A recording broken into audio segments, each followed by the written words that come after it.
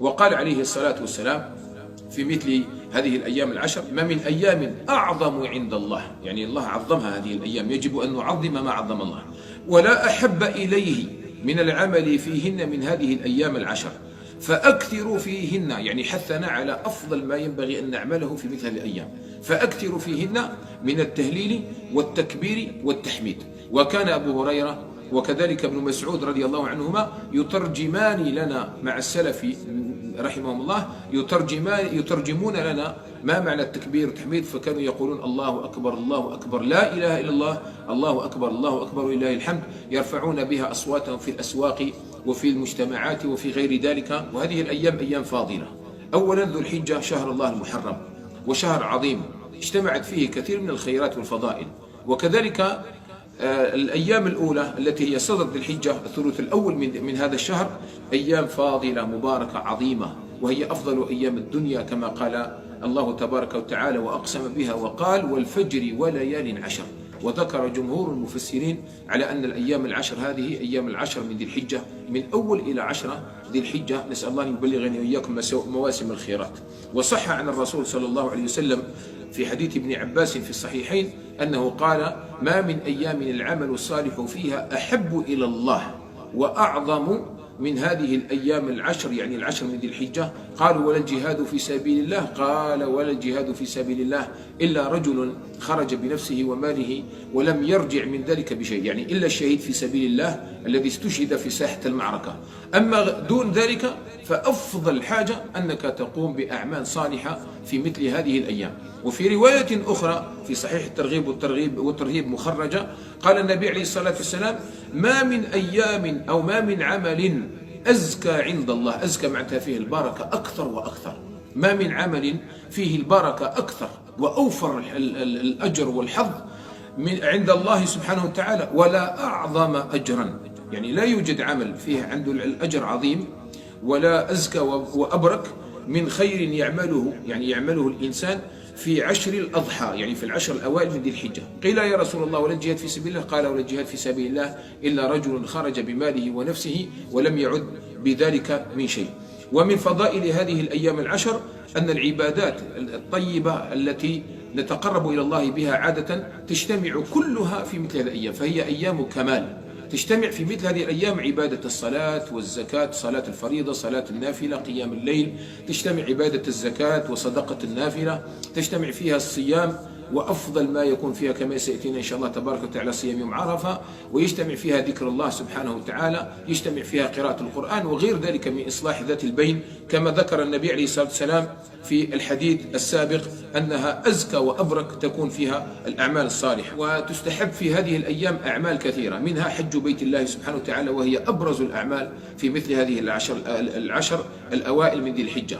ويكون يوم التروية هو أول الأيام التي يهل بها الحجاج إلى بيت الله سبحانه وتعالى، ويقومون بسائر الأعمال، ومنها أيام النحر التي يقوم بها الحجاج بأعمال كثيرة فاضلة عند الله سبحانه وتعالى، تغفر بها الذنوب وتستر بها العيوب وترفع بها مقامات العابدين. وقال النبي عليه الصلاة والسلام فيه: من حج هذا البيت فلم يرفث ولم يفسق رجع من ذنوبه كيوم ولدته أمه. ويسن كذلك الصيام كما يسن في الأيام الأخرى. وآكد الصيام في هذه الأيام هي صوم اليوم التاسع الذي قال عنه النبي عليه الصلاة والسلام: صيام يوم عرفة أحتسب عند الله أنه يكفر السنة الماضية والسنة الباقية، يعني يكفر سنة قبله وسنة بعده، يوم واحد.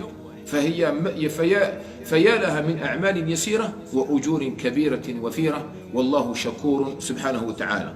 وكذلك تدبر القرآن وقراءته والتعايش معه، فإن القرآن من أعظم التجارة عند الله سبحانه وتعالى، ونحن كما قلنا التجار، والذين يتلون كتاب الله يرجون تجارة لن تبور.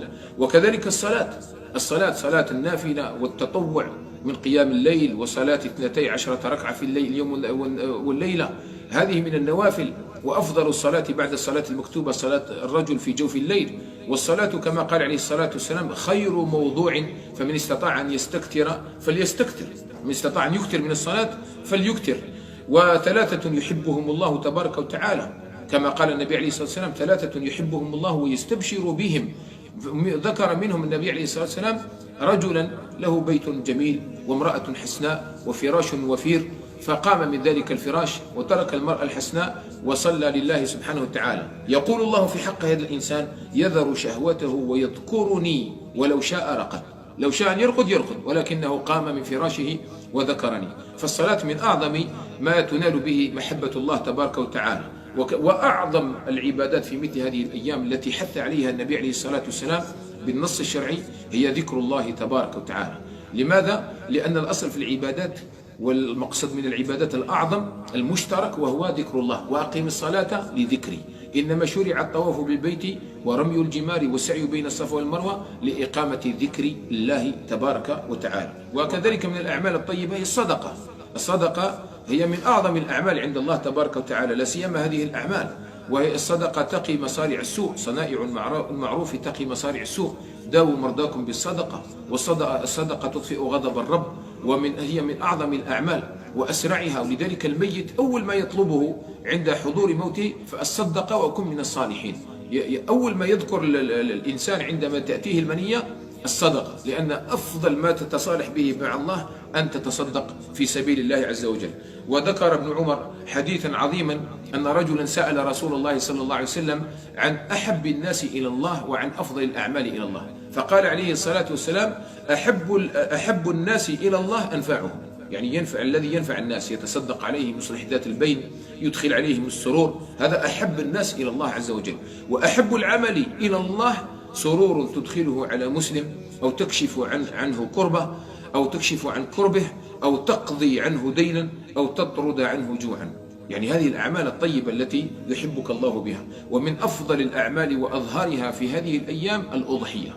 الأضحية كما قال عليه الصلاة والسلام: ما عمل آدمي من عمل يوم النحر أحب إلى الله من إهراق الدم.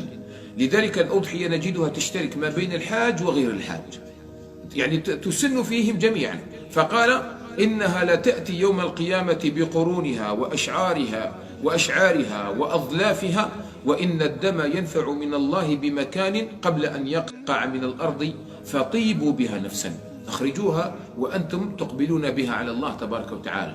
ضحوا لله عز وجل شعيرة كما أرادها الله عز وجل، تهرق الدم. الله أراد إهراق الدم، ولكن في مثل هذه الأيام بشروطها وتوصياتها ووقايتها كما هو معروف ومذاع إن شاء الله تبارك وتعالى. ومن أعظم العبادات وأجلها في مثل هذه الأيام الدعاء، أن ندعو الله تبارك وتعالى. وأجل الدعاء أن ينفع الإنسان به نفسه وأمته، وأن يدعو الله عز وجل أن يرفع الوباء والبلاء والغلاء واللأواء عن المسلمين وعن العالم أجمعين، وأن يردنا الله سبحانه وتعالى إلى دينه ردا جميلا، وأن يشفي مرضى المسلمين ويرحم موتاهم، وأن يثبتنا الله على دينه، وأن يجعل أحسن أيامنا يوم نلقاه. هذه من أعظم الأدعية.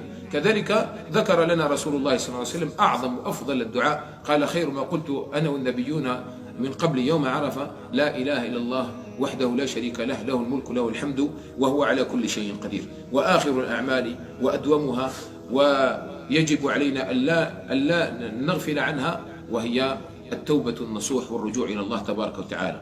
هذه العبادة التي كان صلى الله عليه وسلم يداوم عليها، وقد غفر له ما تقدم من ذنبه وما تأخر. مهما قدمنا من أعمال، مهما بذلنا من جهد في سبيل الله عز وجل، ومهما تورمت أقدامنا في الطاعة، أو جاعت بطوننا في الصيام أو غير ذلك، فإننا لن نبلغ رضا الله إلا برحمة من الله سبحانه وتعالى. ويجب على المسلم أن يستغفر ويتوب. قال الله مخاطبا المؤمنين: قال: يا أيها الذين آمنوا توبوا إلى الله توبة نصوحا. وكان صلى الله عليه وسلم يستغفر ويتوب في اليوم أكثر من 100 مرة.